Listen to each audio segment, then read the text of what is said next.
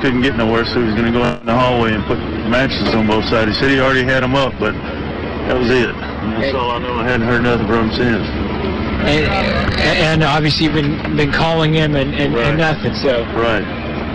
Called everybody in the neighborhood that I know, and I hadn't gotten nothing yet. We used to live 2 streets over, and it's all that's tore up. Yeah. The neighbor over there said she couldn't get in. Her dog, she was looking for her dog. She lost her dog, so come here first because he said he was in there, and that's all I've heard. So I don't know if he got out or not. What is this like? I mean, to see the home now in this shape. It's devastating. I just saw this yesterday in Shawnee. That's why I was working in Shawnee yesterday, but it wasn't nothing like this. Thank you. Best of luck. Just want to point out something really quick. The cell reception here is not very good. Everyone's trying to call and get out, so it is tough at the moment. So people that are trying to find loved ones might be very working, but I just want to pass it along as the search continues out in this neighborhood for perhaps someone in this home right here. Kelly and Amanda? All right, Carl Torp reporting from the 141st Robinson Road area. The live picture on the left-hand side of your screen, we appreciate that, folks, so much. People dropping off donations right here at our News 9 studios. We're at the corner of Wilshire and Kelly. If you can drop off a check. We'll make sure that gets to the tornado efforts for the American Red Cross or any supplies you think that they might need in regards to cleaning up some of this tornado devastation.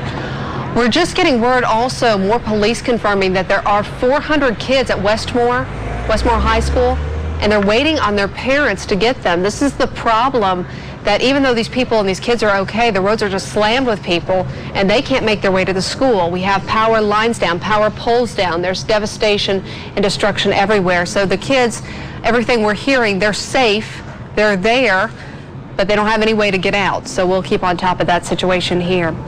As we're looking at live aerials from Bob Mills Sky News 9 HD on the right-hand side, this is going to be at the Plaza Towers Elementary School. They're actively searching for kids who may be stuck there. I want to bring back in Val Castor, sitting next to me. He was out on this storm. And Val, you were telling me that this was a slower moving tornado, and that wasn't one difference between the May 3rd tornado and the May 20th, today's tornado. Yeah, that's exactly right. My wife, Amy, and me chased the May 3rd tornado as well as this tornado. And this tornado was moving quite a bit slower, in my opinion, than the May 3rd tornado was. And anytime you get a tornado this size, with this intensity that's moving slow, it has a lot more time to do damage. And since it hovers over one area for a longer period of time, it has the potential to do a lot more damage. And we were seeing that. If you see this shot right here, the tornado was probably a quarter of a mile north of us. And you know, we were just getting hit in the side of the truck with debris, all kinds of debris with that thing. And Gary talked about a debris ball being, you know, a mile wide. It actually probably grew to more than 2 miles wide at one point. We were seeing up above us large pieces, and I'm talking about pieces of debris that were as big as the roof of houses, as big as cars. Now, I don't know if there was any cars in the air at that point, but there sure was debris above us. And one thing I might add about that, Amanda, too, you know, there's a lot of people right now clinging to life. And if you're out there listening to me, prayer.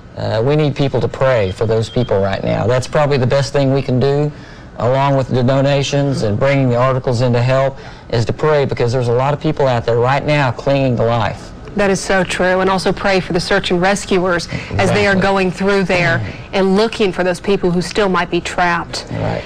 Val, did you realize it was going to be this bad as you were watching this tornado go through the Moore area? Oh, you know what? When it first touched down on the west side out near I-44, you know, it was not nearly this big. But just like I was talking with David Payne today and also yesterday, it had that look to it that it was going to get bigger. And sure enough, it grew bigger. And when I saw that, I mean, it brought back memories of May 3rd. And a tornado that big going through a populated area, that is absolutely bad news. You know, what happened, yeah. Right. You were talking about the debris ball. Just with yesterday's tornado in Kearney, they were reported up in the Tulsa area that they were finding pictures from people all the way, you know, from Kearney all the way to Tulsa, that it just traveled that far. And they've set up Facebook pages to try to reunite these pictures with these people. And I can imagine something similar will happen here as people start to find these little mementos, because in times like this, the littlest thing can make so much difference to that person who has lost their house. That's exactly right. And you know what happens is that tornado picks up debris and shoots it up to the top of the storm. And it goes up to the anvil level where you got stronger winds, and it carries it way downstream. I mean, you might have debris falling, 20, 30, 40, 100 miles downstream from where the tornado was. Yesterday, as we were coming south towards Prague, we had rocks falling out of the sky, just about ready to break the windshield. I mean, it was amazing. And we're looking at the devastation live here from Bob Mills Sky News 9 HD. On the right-hand side of your screen, that is at the Plaza Towers Elementary School as they're trying to search and hopefully rescue any children who may be stuck there. Let's check in with Jim Gardner, who's in the air. Jim, they're still actively searching right now. They are, Amanda. They've been searching all day here, and like you said, reported before, they have pulled some children out alive there, but they are still going through the rubble very cautiously. Like I said, they have a huge triage area set up with EMTs on standby there just to treat them as they pull them out. But again, you can see the crime scene tape all taped off around the area so the rescue workers can work without any spectators coming in. But a lot of people down there giving a valiant effort to get these kids out of this rubble. And hopefully, I mean, this will go on as long as it needs to go on. And this is just one of many rescues that have been going on all day as rescue workers get calls from people trapped in rubble, trapped in their cars, and trapped in their storm cellars. So, it's just going to be a long process. The good thing is the OG&E crews are rolling out. They are starting to work on the power lines now. But, as flying over this, I just can't get over looking down when we do a really big, long, wide shot of just how smooth everything is on the ground. I mean, just how just grounded up. And to look at all the bare pads, concrete pads where homes were sitting. I mean, it's just all gone. It's just, even though I was in the May 3rd, 1999, followed from start to end, and flew for several weeks after that, to look at that devastation and look at those concrete pads, you just don't see how it can possibly do that. But it's just an amazing thing that anybody lives through that. You're right, Jim. It is heartbreaking as we take live looks at this damage left behind from the tornado. It really, really is. Because people's lives, they have changed forever there. We're getting word from OU Medical Center, and we reported some of this earlier on, that they have 20 patients, various ages, 12 adults and 8 children. They're in the trauma rooms as we speak. They're getting treated from everything from just minor to critical injuries. Everything from head injuries to abdomen injuries. And that's, of course, the level 1 trauma center. So. And they say they expect those numbers to change, which doesn't sound very good. Our Dana Hurtnicki, I understand, is at the Moore Medical Center. Dana? Yeah, that's right, Kelly. The Moore Medical Center is right here behind me. This is Telephone Road here. This is Southwest 4th Street. We were just walking that way toward the Moore or the Warren Theater there. The bowling alley that was there, I think you've seen that video, is completely gone. The Moore Medical Center took a direct hit. Now, we did talk to some people that were inside that medical center. We were told that they all went into the cafeteria there. They put the doctors actually in the freezer because they knew that those doctors will probably be needed later today, and then everybody, we're told, survived. There's just some minor injuries there out of the Moore Medical Center. From there, we walked down to the Warren Theater where they are doing triage there, and they are triaging minor injuries there on the scene, and then more major medical concerns. They are rushing those people right now to hospitals. Now you can see right here behind me a lot of police presence. I don't know what's going on exactly right now, but all of a sudden just a lot of police cars headed that way. I saw a couple medical examiner cars, so we're going to try to check that out. But that's really what's going on right here, right now. Kelly? All right, Dana, we appreciate that. We do want to pass along some of the numbers, and we'll check back in with Dana here in just a little bit. But we want to pass along some of the numbers of those injured we are hearing. And if we can take a look at that on a full screen. Now, that shot that we had up, we'll go back to it here in a moment. A Mercy Hospital right now, no patients. OU Medical Center, the trauma center there, has 20 patients. We understand 12 are adults, 8 are children, and their injuries range from minor to critical. Now let's take a look at Integris Southwest. There we go, 33 patients, 10 of those are in critical condition.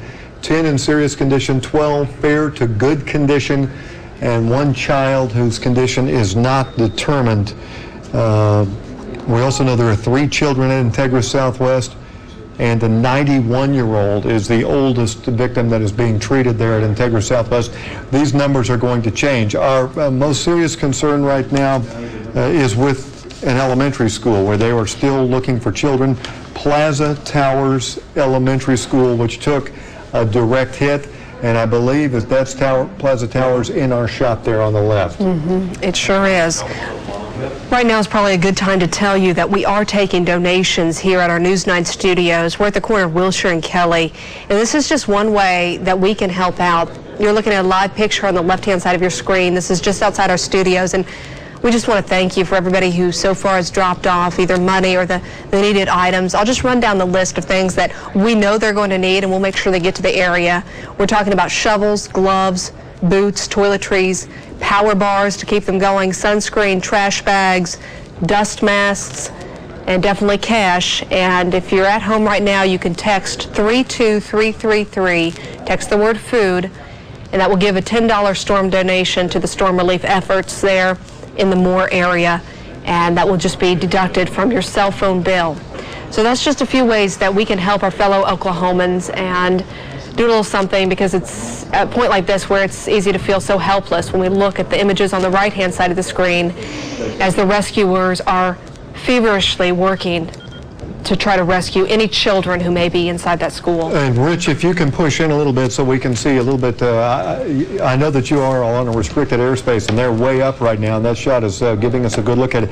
I can't even count how many firefighters are down there right now, and they're just throwing the debris off the pile here at Plaza Towers Elementary and hauling it away. I don't see any heavy equipment in there. I know that they can get it in there, but they have buckets, they have shovels, they have everything else, and they seem to be focused on that one area. Guys, Jim, can you show us more of that and tell us what you're seeing down there? Lights up, because with it starting to get, we'll get to sundown here, so they're starting to bring in portable lights, so they'll have that whole area lit up for the whole night, probably, or however long it takes to dig through all this rubble. But again, yeah, like you said, Kelly, I can't even count how many firemen are down there digging through that rubble, but power to them. I hope they just keep pulling kids out alive. Yeah, we do too. This is going to be the Plaza Towers Elementary School, and it's going to be just off of, looks like just north of Southwest 119th Street. It's going to be west of I-35, about a mile.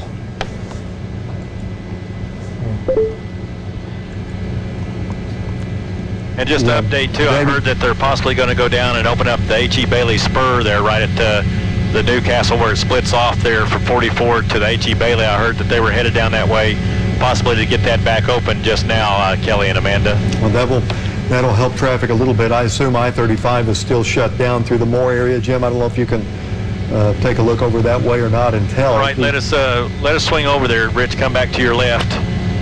Come back to your left and show I-35. Here, we'll show you what I-35 looks like. Now, they've done a great job of, there's I-35. There's no traffic on it. Tilt up.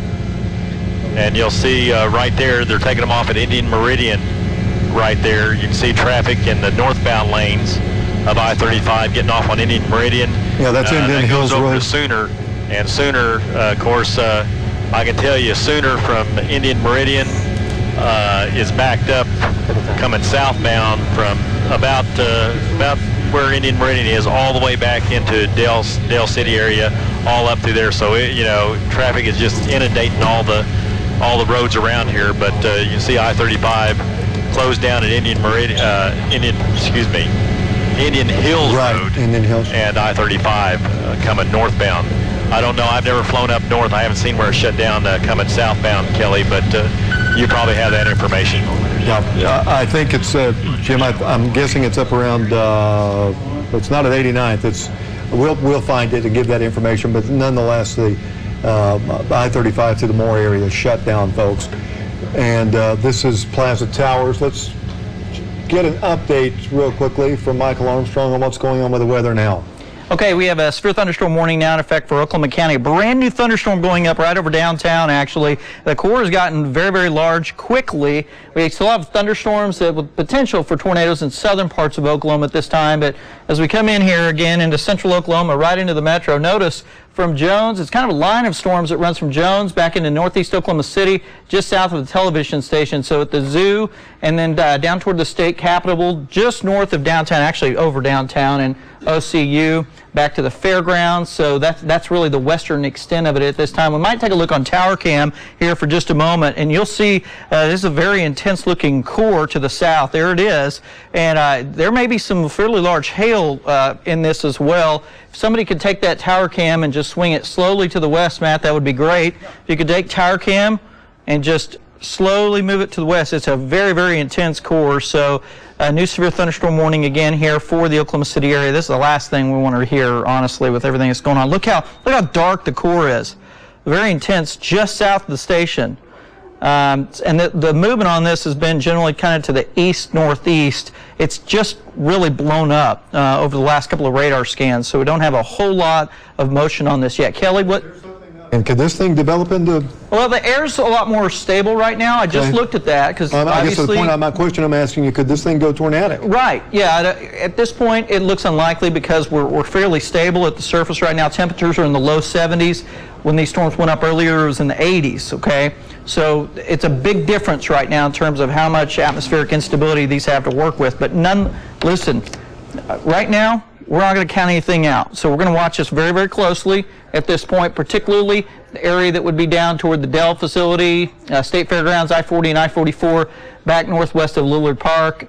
So the area is southwest 15th, and let's say Meridian and MacArthur, and those areas back to the southwest side of the city. But anywhere, really this core, again, could produce hail anywhere north of Interstate 40 at this point, and that extends up toward the Capitol and the zoo, as we mentioned. So really it's kind of bound by I-44 on the north and I-40 on the south. But again, this is just brand new development here right over central Oklahoma, here with literally just within the last 10 to 15 minutes. So there's a look again at tower cam as well. So we'll continue to watch the storm. I can bring you updates here again as needed if you guys have some more information to pass along. Sounds good, Michael. We are getting word that if you do live in the southeast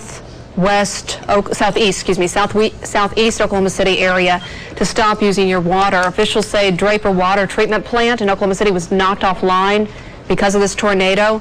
So they're asking any residents and businesses in southeast Oklahoma City to stop using their water. Right now they're working to get that problem fixed, and they just want to make sure that if you do live in the area, you have your sprinkler system off, postpone washing any dishes and clothes, don't operate any appliances that use water, and just take any precautions. I would just use some bottled water in the meantime. And folks, we continue to watch the rescue efforts down at Plaza Towers Elementary, where they are looking for any children or teachers who might still be in the rubble down there. There's a lot of conflicting information coming out right now.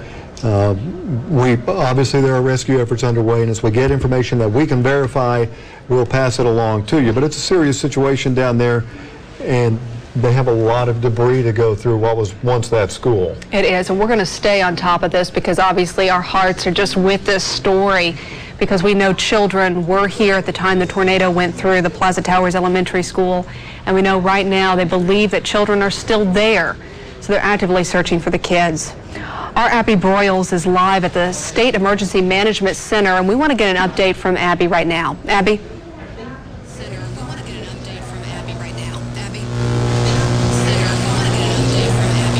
Looks like we're having some issues with her audio. As soon as we get her, we'll get an update from her. Obviously, they're dispatching and they're kind of coordinating all the efforts right there at the hub, the State Emergency Management Center, and they are working to try to coordinate some of these relief efforts.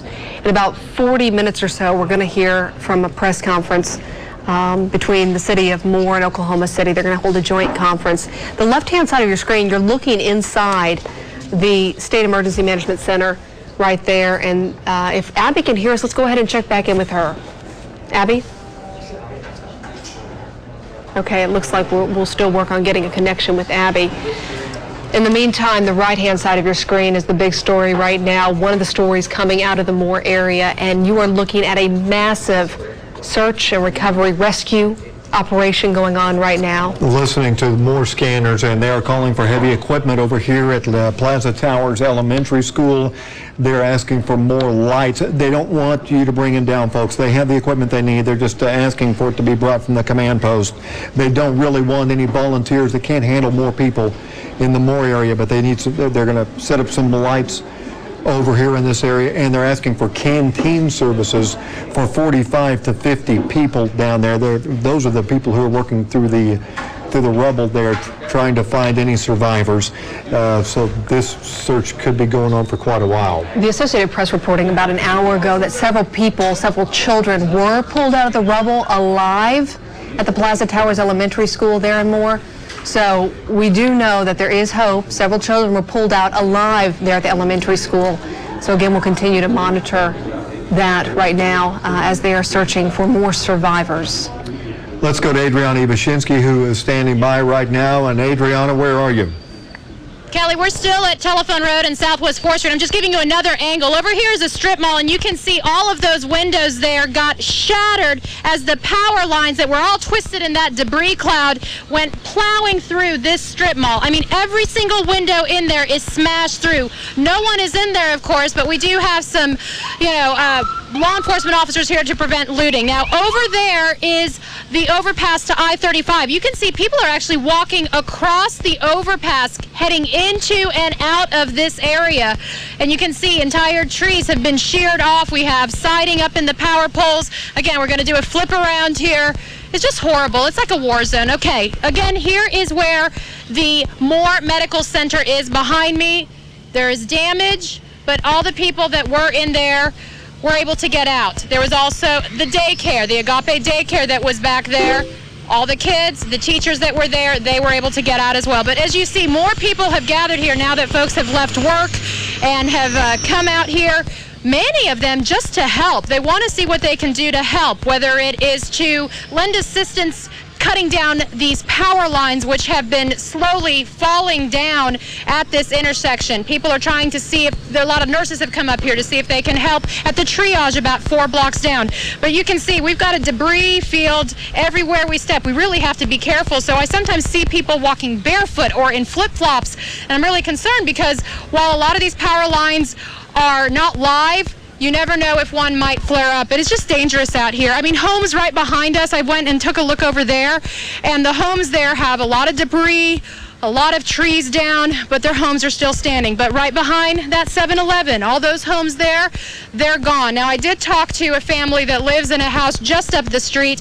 They tell me they were one of the folks that actually ran over to that 7-Eleven to see what they could do to help, and they did confirm to me that there were 3 people that they did pull out of that 7-Eleven that used to stand there. It was a man, it was a woman, and it was a baby that they think was probably about 5 months old. So our hearts definitely go out to those people and their families and all those that know them. Again, you can just see people walking all along the street here at Southwest 4th Street, seeing what they can do, just taking in this devastation. It looks like a war zone. It looks like what May 3rd did back in 1999. And everyone here is just doing what they can to help out. We're trying to do what we can to help out. Reporting live in Moore, Adriana Ibashinsky, News 9. Adriana Ibashinsky, it's the only way you can describe it, like a war zone. All right, we appreciate the update from right there near the 7-Eleven, where unfortunately we did get confirmation just then that 3 people were pulled from the rubble there at 7-Eleven, including what might have been a 5-month-old baby. Standing by is Carl Torp, live at the area around 144th and Robinson. Carl? Yeah, I just want to share a story here. This is Gerald Mobley, who's okay. He's kind of muddied up here for good reason. Explain what happened to you. You actually saw this tornado while you were racing home? Yes, sir. I was at the office and, of course, saw on your News 9 app on my phone the direction it was coming. I immediately called my wife, and she told me the situation, that she was at home and she was going to get the storm shelter next door neighbors. I left the office coming down 134th and it was behind me.